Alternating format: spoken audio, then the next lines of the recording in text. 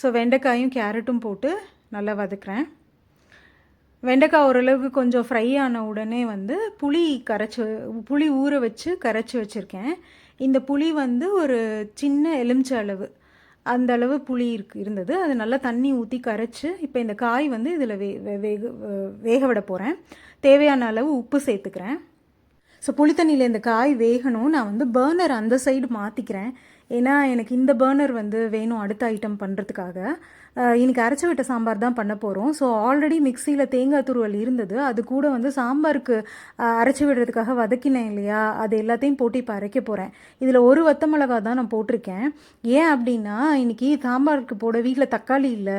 அதனால இந்த டொமேட்டோ தொக்கு தான் ஆட் பண்ண போகிறேன். அதுலேயே கொஞ்சம் உப்பு காரம் இருக்கும். ஸோ நான் அதனால் உப்பும் காரமும் வந்து நான் போடுற எக்ஸ்ட்ரா உப்பு காரத்தை அதுக்கு ஏற்ற மாதிரி குறைச்சி போட்டிருக்கேன். இது வந்து மாங்காய் வந்து பச்சடிக்கு எப்போவுமே இந்த மாதிரி பீல் பண்ணிக்கிட்டோம் அப்படின்னா பச்சடி கரெக்டாக நம்மளுக்கு எப்படி வேணுமோ அந்த மாதிரி கிடைக்கும்.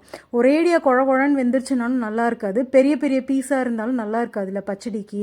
ஸோ மாங்காய் ஸ்வீட் பச்சடிக்கு கடலை எண்ணெயில் கடுகு ஒரு சின்ன ஸ்பூன் கடுகு, கொஞ்சம் பெருங்காயம், கலருக்காக கொஞ்சோண்டு மஞ்சப்பொடி, இது எல்லாத்தையும் தாளிச்சுக்கிறேன். கொஞ்சம் கருவேப்பிலையும் ஒரு பச்சை மிளகா இதையும் தாளிச்சுக்கிறேன். தாளிச்சிட்டு சாம்பாருக்கு பருப்பு ரெடியாக இருக்குது. குழைய வேக வச்சு எடுத்து வச்சுருக்கேன். மாங்காயை இப்போ இந்த அடுப்பில் போட்டிருக்கேன். போட்டுட்டு உப்பு கொஞ்சமாக போட்டுட்டு கொஞ்சோண்டு தண்ணி ஊற்றிட்டு இந்த மாங்காயை இப்போ வேக விட போகிறேன். மூடி போட்டு வேக விட்டுடலாம். அதுக்குள்ளே அந்த அடுப்பில் புளித்தண்ணி காய் வந்து புளித்தண்ணியில் பச்சை வாசனை போயிடுச்சு. ஸோ குழைய வேக வச்ச இந்த பருப்பை அதோட ஆட் பண்ணேன். சாம்பார் கொதிச்சிட்ருக்கு. மாங்காய் வெந்துருச்சாங்கிறத அப்பப்போ பார்த்து கிளறி விட்டுட்டே இருக்கணும். ஏன்னா தண்ணி கப்பியும் ஊற்றிருக்கோம். அடி பிடிச்சிச்சுன்னா கஷ்டம். இந்த பச்சடி தான் விசேஷமே தமிழ் புத்தாண்டுக்கு. எல்லார் வீட்லேயும் பண்ணுவாங்க.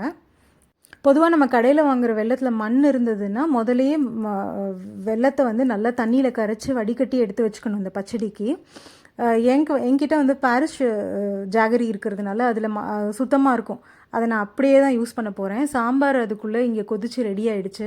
இப்போ இந்த அரைச்சி வச்சுருக்கோம்ல சாம்பாருக்கு, அந்த விழுது அதில் ஊற்றிடலாம். அவ்வளோதான். அந்த விழுது கொதித்த உடனே கொத்தமல்லி நறுக்கி போட்டு இறக்கி வச்சிட்டோம்னா சாம்பார் ரெடி ஆகிடும். ஸோ கொஞ்சம் தண்ணி மாத்திரம் அட்ஜஸ்ட் பண்ணிக்கிறேன் சாம்பார் திக்காக இருந்ததுனால. ஏன்னா அரைச்சி விட்ட சாம்பார் இன்னுமே கெட்டியாயிரும். அதனால தண்ணி ஊற்றிட்டு அதை கொதிக்க விடுறேன்.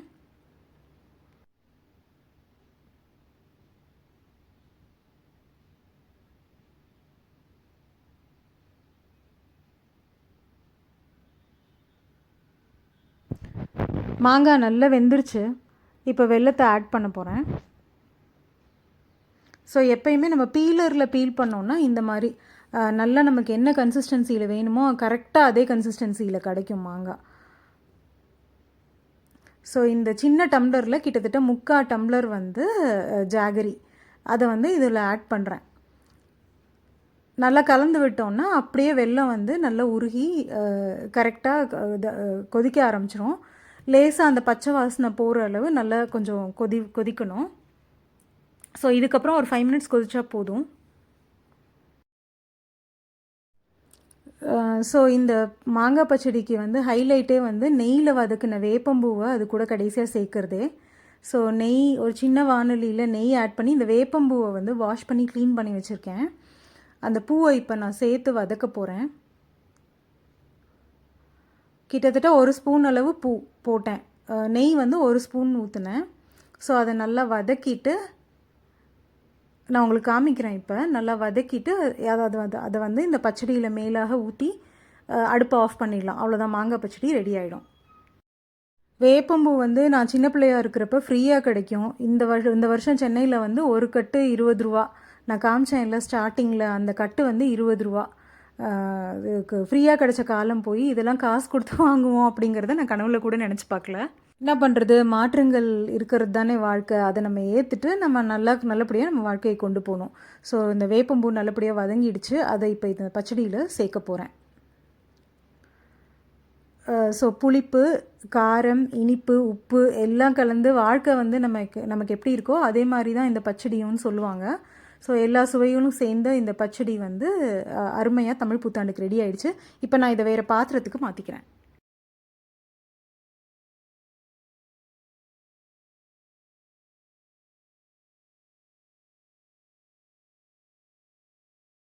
அந்த அடுப்பில் இருந்த சாம்பார் கொதிச்சு ரெடி ஆகிடுச்சு. அதில் கொத்தமல்லி தழை நான் கத்திரிக்கோலை வச்சே பொடி பொடியாக நறுக்கி போட்டுருவேன் அப்படியே. ஸோ அப்படி நறுக்கி போட்டுட்டேன். பச்சடியை வேறு சின்ன கிண்ணத்துக்கு மாற்றியாச்சு. அருமையான பச்சடி ரெடி. ஸோ இப்போ அடுத்து வந்து சாம்பாரும் ரெடி. அதை வேறு பாத்திரத்துக்கு மாற்றியாச்சு. அடுத்து வந்து நம்மளோட last but not the least நம்மளோட சூப்பர் ஸ்டார் பருப்பு வடை. ஸோ வடைக்கு வந்து ரொம்ப நேரம் ஊறிடுச்சுன்றதுனால வடியை போட்டிருந்தேன் வடிகட்டியில். அந்த ஒரு பச்சை மிளகாயும் அந்த வடியை போட்டிருந்த பருப்பு, தேவையான அளவு உப்பு எல்லாத்தையும் போட்டு மிக்சியில் நல்லா அரைச்சிட்டேன். அதுக்கு நடுவில் பாயசத்துக்கு பாலை சுண்ட வச்சிடலாம்.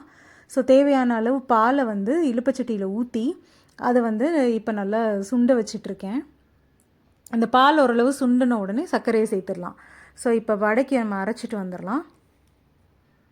கொஞ்சம் கொரப்பாக அரைச்சா நல்லாயிருக்கும் கிறிஸ்பியாக சாப்பிட்றப்ப. ஸோ அதை அரைச்சிட்டு வந்தாச்சு. இப்போ அதுக்குள்ளே பால் சுண்டிடுச்சு. சர்க்கரையை சேர்த்துட்டேன். சர்க்கரை சேர்ந்த உடனே இன்னும் கொஞ்சம் டைல்யூட் ஆகும். அதனால திருப்பி கொஞ்சம் நேரம் கொதிக்க விடணும். ஸோ சர்க்கரையை சேர்த்து நல்லா கரைச்சிட்டு பாலை கொதிக்க விட போகிறேன். அடுத்தது வடைக்கு வடமாவோட பெருங்காயம், கருவேப்பிலை, கொத்தமல்லி அதெல்லாம் பொடியாக நறுக்கி ஆட் பண்ணிட்டேன். அந்த கிளிப்பிங் எடுக்க மறந்துட்டேன். கண்டென்ஸ்டு மில்க் வந்து பாயசத்துக்கு 1 டேபிள் ஸ்பூன் அளவு ஆட் பண்ணேன். அதுதான் இப்போ காமிக்கிறேன். இது வந்து நல்ல வாசனையும் ஒரு நல்ல ஸ்வீட்னஸும் கொடுக்கும். இதுக்கு ஏற்ற மாதிரி நான் சர்க்கரையை கொஞ்சம் குறைச்சி போட்டுக்கிட்டேன்.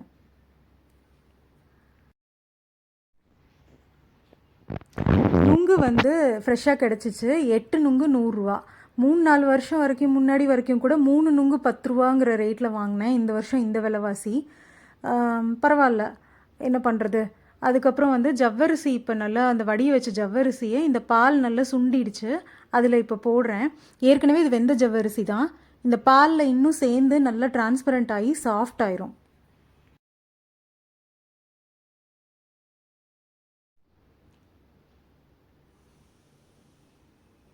பொடி பண்ண ஏலக்காயை மேலாக தூவிடலாம் வாசனைக்கு. ஸோ தூவியாச்சு.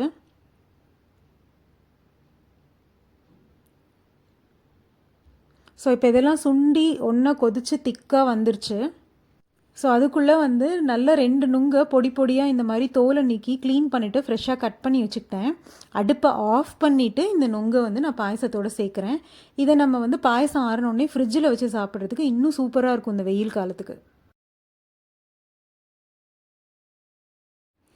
ஸோ அருமையான நுங்கு பாயசம் ரெடி. எல்லாம் முடிச்சாச்சு. இன்னும் வடை மாத்திரம்தான் பாக்கி. வடைக்கு எண்ணெய் சுட வச்சாச்சு.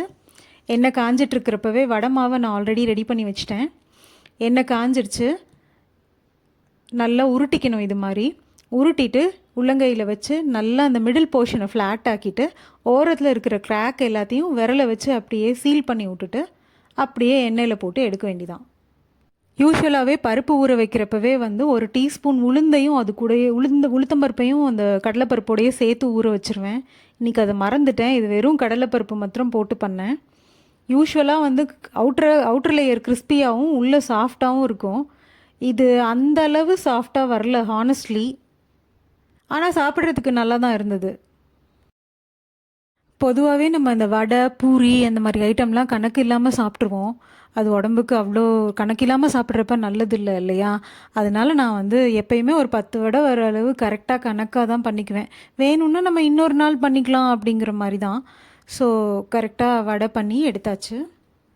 சாப்பாடு ரெடி ஆன உடனே சாப்பிட்டுட்டு நல்லா ரெஸ்ட் எடுத்துகிட்டு புத்தாண்டு வந்து சந்தோஷமாக நிம்மதியாக எனக்கு போச்சு. உங்களோட தமிழ் புத்தாண்டு எப்படி போச்சு? நீங்கள் என்னெல்லாம் பண்ணீங்க அப்படிங்கிறத கமெண்ட்டில் சொல்லுங்கள். இது எக்ஸ்ட்ரா இருந்த வேப்பம்பூவை நல்லா சுத்தம் பண்ணி எடுத்து வச்சுருக்கேன் ஒரு தட்டில். பால்கனியில் இப்போ வெயிலில் காய வச்சுருவேன். அப்பப்போ வேப்பம்பூ ரசம் பண்ணுறதுக்கு ஹெல்ப்ஃபுல்லாக இருக்கும். ஸோ கொஞ்சம் லாங்கான விலாகு பொறுமையாக பார்த்ததுக்கு ரொம்ப தேங்க்ஸ்.